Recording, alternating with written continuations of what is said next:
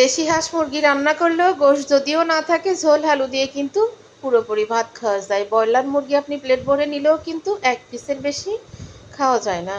তো আজকে আমি চীনের হাঁসের গোশ রান্না করতেছি, যেহেতু অল্প একটু চুই ঝাল দিয়ে আলু দিয়ে রান্না করব। তারপরেও কিন্তু গোশটা অনেক বেশি স্বাদ ছিল, ঝোলটুকু কিন্তু অনেক বেশি স্বাদ ছিল। আর আমার বাসার সবাই কিন্তু হাঁসের গোশ বেশি পছন্দ করে। আপনারা তো হয়তো আমার প্রায় ভিডিওতে দেখেন হাঁসের গোশ বেশি রান্না করি। আর চীনের হাঁস আর রাজা হাঁস, পাতি হাঁস আমি তো পছন্দ করি না, আমার বাসার কেউ কিন্তু পছন্দ করে না। এই যে চীনের হাঁস রান্না করি, আমার ছোট ছেলে শুধুমাত্র কি খায় জানেন? এই যে বুকের নিচে এই যে গোশগুলো থাকে, হয়তো ওর এক পিস গোশ, এক পিস আলু, একটু ঝোল, শেষ। ডানা পাখনা, তারপরে হচ্ছে আপনার ওই পা, মাথা, গিলে, কলিজা, এগুলো কিচ্ছু খাবে না, খেসা কিচ্ছু খাবে না এগুলা। শুধু বুকের নিচে যে গোশ, ওই ফ্রেশ গোশ। তা আমি ওইখানে গোশ রান্না করলাম, ট্যাংরা মাছ টমেটো দিয়ে ধনের পাতা দিয়ে চচ্চড়ি করলাম।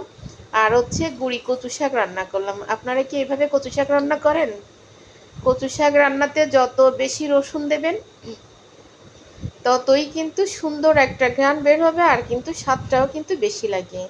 একদম আঠা আঠা কচু শাক রান্না করলাম।